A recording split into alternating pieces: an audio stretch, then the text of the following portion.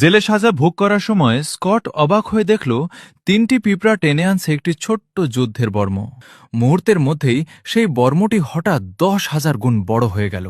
ঠিক তখনই দুর্ভাগ্যবশত একজন প্রহরী পরিদর্শনে আসছিল।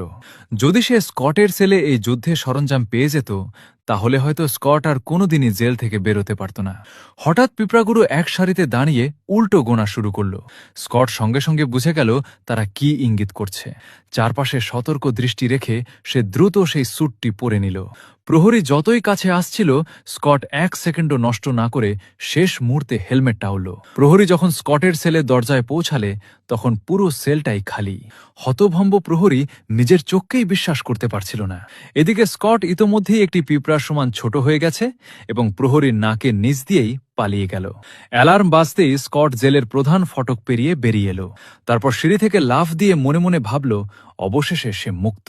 কিন্তু ঠিক তখনই সে বিস্ময়ে দেখল অসংখ্য পিঁপড়ার পুরো একটি বাহিনী তার দিকেই ছুটে আসছে।